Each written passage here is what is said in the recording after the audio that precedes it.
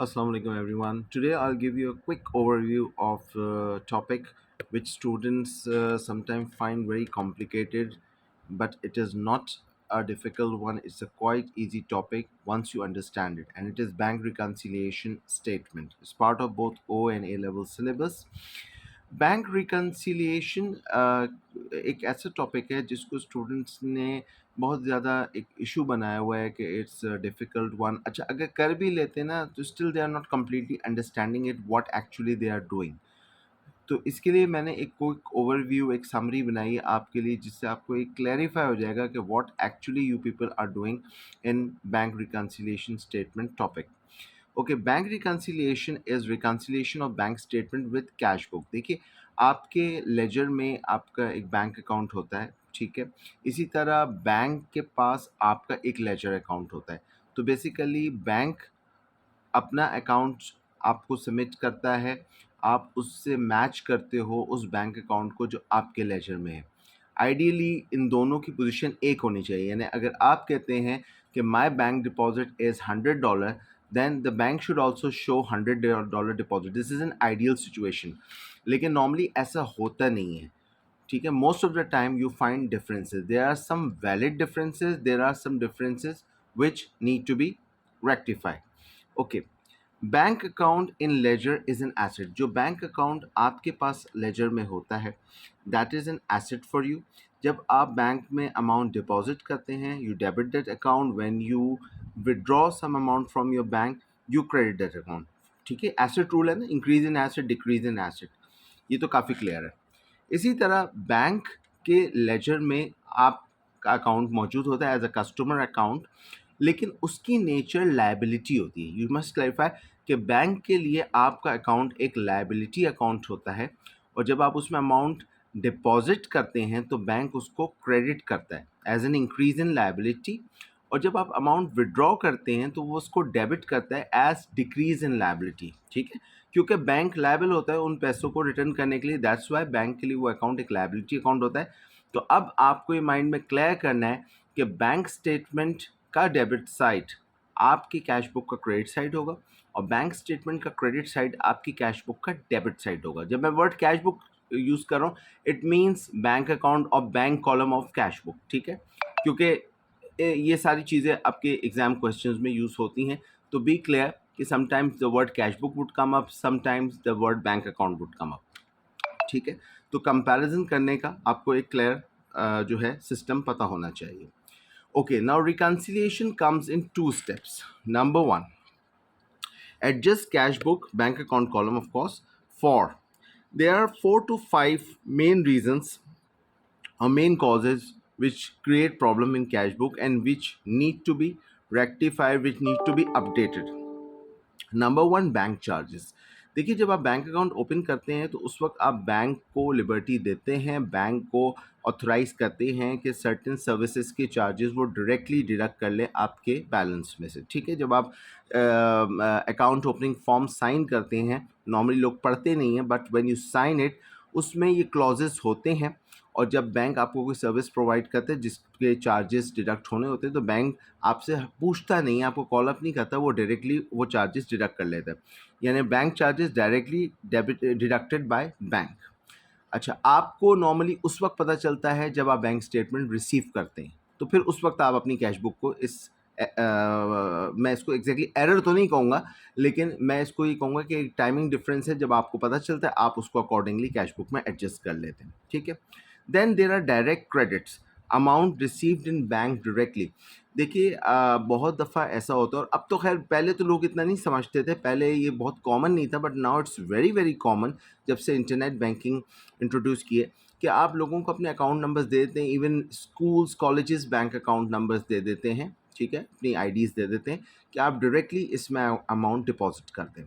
तो जब आप अपने कस्टमर्स को, ठीक है, अपने क्लाइंट्स को डायरेक्टली अपना अकाउंट नंबर दे देते हैं कि इसमें अमाउंट आप डिपॉजिट कर दीजिएगा जब भी ड्यू हो, तो इसमें अक्सर आपको बाद में पता चलता है कि अमाउंट डिपॉजिट हो गया, लेकिन बैंक में क्योंकि पहले पहुंचा होता है, लिहाजा बैंक आपके अकाउंट को अपडेट कर चुका होता है। तो ये वो अमाउंट्स हैं जो बैंक ने आपके अकाउंट में क्रेडिट कर लिए होते हैं एज डिपॉजिट्स, लेकिन आपकी कैश बुक में डेबिट नहीं हुए होते। Then there are direct debits, amount paid by bank directly.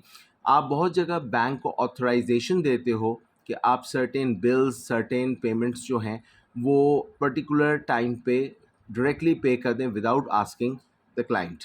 तो अगर बैंक आपके बिहाफ पे आपकी कोई इंश्योरेंस पेमेंट, आपकी कोई यूटिलिटी बिल पेमेंट कर देता है तो आपको बाद में पता चलता है बैंक डायरेक्टली वो पेमेंट कर चुका होता है, यानी आपके बैंक स्टेटमेंट में ये अमाउंट डेबिट हो चुके होते हैं लेकिन कैश बुक में क्रेडिट नहीं हुए होते। Then there are dishonoured cheques, आपने अपने कस्टमर के चेक्स डिपॉजिट किए, वो चेक रिटर्न हो गए यानी डिसऑनर हो गए, कस्टमर के अकाउंट में बैलेंस नहीं था, ठीक है। तो ऑफ कोर्स वो चेक्स पहले बैंक में रिटर्न बैक आएंगे, बैंक जो है आपको पहले डेबिट कर देगा लेकिन आप अपनी कैश बुक को या बैंक अकाउंट को बाद में क्रेडिट करोगे जब बैंक आपको इन्फॉर्म करेगा। देन देर आर एरर्स, ठीक है, कैश बुक में एरर्स पॉसिबल हैं, करेक्शन ऑफ एरर आपने टॉपिक किया हुआ है, तो एरर किसी भी किस्म का हो सकता है, पोस्टिंग एरर भी हो सकता है, कास्टिंग एरर भी हो सकता है, तो उन एरर्स की रेक्टिफिकेशन भी ज़रूरी है। तो पॉइंट नंबर 1 to 4 जो है ये वो आइटम्स हैं which are already in your bank statement and you have to update those items on cash book. मैं रेक्टिफिकेशन ऑफ एरर नहीं कहूँगा इसको, मैं अपडेशन कहूँगा। You need to update this item in your cash book. Number 5 जो error है, errors की बहरहाल रेक्टिफिकेशन ज़रूरी है, ठीक है। तो स्टेप नंबर 1 रिकन्सिलिएशन का ये होता है कि पहले आप अपनी कैश बुक को ठीक करते हैं, पहले मामला घर से शुरू करते हैं, कैश बुक को ठीक करते हैं, जो जो उसमें अपडेट करना है वो करते हैं बैंक स्टेटमेंट्स को चेक करके, और जो एरर्स होते हैं उनको रेक्टिफाई करते हैं और आप एक एडजस्टेड कैश बुक बैलेंस पर पहुंच जाते हैं। Then come reconciliation step 2, reconcile adjusted cash book balance with bank statement taking in account the valid timing difference amount due to the following। देखिए देर आर टू रीजंस, जो ऐसे reasons हैं जिनको आप चेंज नहीं कर सकते या जिनको आप अपडेट या रेक्टिफाई इन टाइम नहीं कर सकते। आपके कैश बुक और बैंक स्टेटमेंट में दो ऐसी चीज़ें हैं जिनकी वजह से अगर डिफरेंस मौजूद है तो उस डिफरेंस को आप ख़त्म नहीं कर सकते, आप रिकनसाइल करेंगे विद दीज टू डिफरेंस। आप कहेंगे ठीक है जी, ये दो डिफरेंस के अलावा अगर बाकी सब चीज़ें टैली हैं then the situation is okay. अब वो दो रीजंस क्या हैं हम उन पे आते हैं। Number 1, uncleared deposits or lodgements. Deposits that are pending for clearance from other banks. Such deposits have been debited to cash book but will appear in bank statement once cleared. Normally takes 2 days. देखिए इस तरह होता है कि अगर आपका customer आपको कोई चेक देता है जो आपके बैंक का नहीं किसी और बैंक का है, उसका अकाउंट कहीं भी हो सकता है, तो आप उसको डिपॉजिट करते हैं। जब आप डिपॉजिट करते हैं अपने बैंक अकाउंट में तो आप इमीडिएटली अपनी कैश बुक को डेबिट कर देते हैं, लेकिन बैंक अपना प्रोसेस फॉलो करता है। बैंक उसको उस पर्टिकुलर बैंक में सेंड करता है चेक को जिसको पर्टेन करता है, फिर वहाँ से क्लियरेंस आती है, वी नॉर्मली टेक्स 2 days।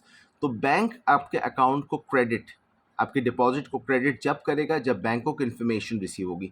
आप एज पर अकाउंटिंग रूल जैसे ही अमाउंट रिसीव करेंगे, चेक रिसीव करेंगे अपने कस्टमर से और डिपॉजिट करेंगे, आप उसको डेबिट कर लेंगे अपने बैंक अकाउंट को।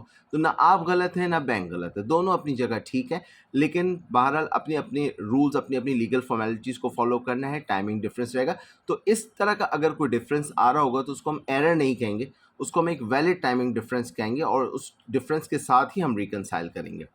Second is unpresented check. Checks issued by business but not yet in cash to presented by the creditor or your supplier. Such checks have been credited in cash book but will appear in bank statement once presented. No time limit. आपने अपने supplier को check issue करा, ठीक है, और वो check जेब में लेके घूम रहा है, वो नहीं प्रेजेंट कर रहा, मे बी 3 months के बाद प्रेजेंट करे, मे बी 10 days के बाद प्रेजेंट करे। अगर वो चेक नहीं डिपॉजिट करेगा अपने बैंक में तो आपके अकाउंट से पैसे नहीं माइनस होंगे, नहीं डिडक्ट होंगे, ठीक है। चेक को इनकैश कराना या चेक को प्रेजेंट करना ज़रूरी होता है। अच्छा, आपने अपनी ड्यूटी पूरी कर दी, आपने चेक इशू करा, अपनी कैश बुक को या बैंक अकाउंट को क्रेडिट कर दिया। बैंक आपके अकाउंट को जब डेबिट करेगा, जब वो चेक वहाँ प्रेजेंट होगा, पैसे आपके अकाउंट से निकलेंगे। जब तक निकलेंगे नहीं, बैंक आपके अकाउंट को नहीं डेबिट करेगा। सो बी केयरफुल अबाउट दैट। अब बैंक अपनी जगह मजबूर है, आप अपनी जगह मजबूर हैं, ठीक है। जब तक ये नहीं मामला रिजॉल्व होगा, ये डिफरेंस रहेगा, तो इस डिफरेंस को भी हम वैलिड डिफरेंस कहेंगे और इसको एरर के तौर पे नहीं काउंट करेंगे। फिर मैंने लिखा है the above two are not errors but valid differences which will remain between cash book and bank statement, and reconciliation is done while taking these two in account। reconciliation हम इन दोनों के साथ ही करते हैं और इन दो को एरर्स के तौर पे नहीं ट्रीट करते। Now quickly we get on to the practical site. Step number 1 में देखिए मैंने कैश बुक का फॉर्मेट बनाया हुआ है। आप पीरियड एंड पे, फॉर एग्जांपल यहाँ पे मैंने 31 दिसंबर पीरियड एंड लिया हुआ है। 31 दिसंबर पे what ever your closing balances of cash book आप वहाँ से शुरू करेंगे डेबिट साइड। फिर जब बैंक स्टेटमेंट आपका रिसीव हो जाएगा, जितनी डायरेक्ट पेमेंट्स बैंक ने की हुई हैं आपके बिहाफ पे, ठीक है, उसको आप करेंगे क्रेडिट। जितने डायरेक्ट डिपॉजिट्स आपके अकाउंट में हुए हैं उनको आप करेंगे डेबिट। अच्छा, यहाँ पे मैंने डायरेक्ट पेमेंट के नीचे सप्लायर क्रेडिटर नेम, क्योंकि एक्चुअली आप जो यहाँ पर्टिकुलर्स में लिखेंगे वो सप्लायर या क्रेडिटर नेम होगा और डायरेक्ट डिपॉजिट में कस्टमर या डेटर नेम होगा, लेकिन आपको एक्सप्लेन करने के लिए मैंने ये लिख दिया है। Dishonoured cheques again customer name ही आएगा, जितने डिसऑनर्ड चेक्स होंगे वो क्रेडिट होंगे, क्योंकि वो आपके वो चेक्स हैं जो डिपॉजिट हुए थे, रिटर्न हो गए तो आप उनको क्रेडिट बैक कर देंगे।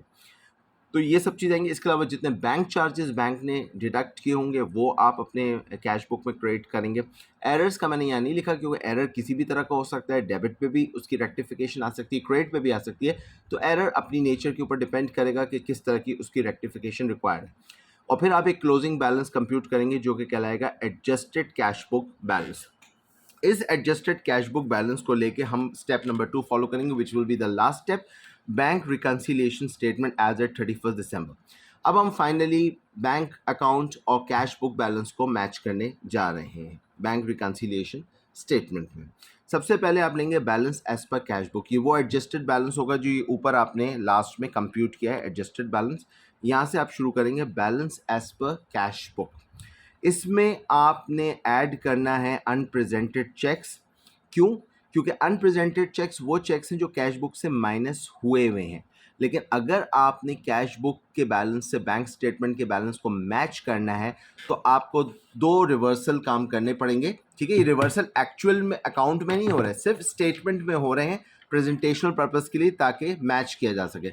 जैसे आपको अगर किसी के साथ अपनी फ्रीक्वेंसी मैच करनी है तो आप उसके फ्रीक्वेंसी पे जाके जो है अपना काम करेंगे, तभी आपकी दोनों की फ्रीक्वेंसी मैच होगी। तो अब अगर बैंक के साथ कैश बुक ने अपनी फ्रीक्वेंसी मैच करनी है तो इसको वो काम करना पड़ेगा कैश बुक में प्रेजेंटेशनल पर्पस के लिए, जो कि बैंक स्टेटमेंट में हुआ है। ये बात को टैली करने के लिए कि अगर कैश बुक में वो दो आइटम्स को रिवर्स कर दिया जाए जो बैंक में नहीं शामिल हो सके, तो क्या कैश बुक और बैंक स्टेटमेंट का बैलेंस बराबर आता है या नहीं आता। तो balance as per cash book से आप स्टार्ट लेंगे, then you will add back unpresented cheque. Add back क्यों करें? क्योंकि ये चेक्स कैश बुक से माइनस हुए हुए हैं। तो हम ये देखेंगे कि अगर हम इनको ऐड बैक कर दें, और अनक्लियर डिपॉजिट्स, ये वो डिपॉजिट्स हैं जो कैश बुक में ऐड ऑलरेडी हुए में, हम इनको रिवर्स कर देते हैं, माइनस कर देते हैं। यानी वो दो काम अगर हम कर दें जो कैश बुक में एडिशनल हुए हैं और बैंक स्टेटमेंट में नहीं हुए, तो क्या हम बैंक स्टेटमेंट के उस बैलेंस पर पहुंच जाएंगे जो इस वक्त आपका बैंक स्टेटमेंट शो कर रहा है। और अगर कर रहा है then the process of bank reconciliation gets completed. ठीक है, इसको आप अदर वे राउंड भी कर सकते हैं। आप स्टार्ट ले सकते हैं balance as per bank statement, लेकिन उसमें फिर आपको ऐड करना पड़ेगा अनक्लियर डिपॉजिट्स को और लेस करना पड़ेगा अनप्रेजेंटेड चेक्स को, और फाइनली आपका अराइव हो जाएगा कैश बुक बैलेंस। ठीक है, यानी आपकी मर्जी है, आप इसको ईदर वे राउंड बना सकते हैं। You can start with bank. अगर बैंक स्टेटमेंट से शुरू करेंगे तो फिर आपको वो काम करने पड़ेंगे जो कि कैश बुक में हुए हुए और बैंक स्टेटमेंट में नहीं हुए हुए, ताकि आप ये मेक श्योर करें कि अगर हम अनक्लियर डिपॉजिट्स को बैंक स्टेटमेंट में ऐड कर दें और अनप्रेजेंटेड चेक्स को लेस कर दें, तो क्या हम कैश बुक के बैलेंस तक पहुंचते हैं या नहीं पहुंचते। So this was all in bank reconciliation statement. इंशाल्लाह सून मैं इसके क्वेश्चंस भी सॉल्व करूंगा, उसके लिए एक अलग वीडियो पुट अप करूंगा। इस वीडियो को लाइक करें, चैनल को सब्सक्राइब करें, ताकि ज़्यादा से ज़्यादा वीडियोस आपको इन टाइम पहुंच सकें। इंशाल्लाह before exam I will try to post as many videos as possible for you people convenience. Allah Hafiz.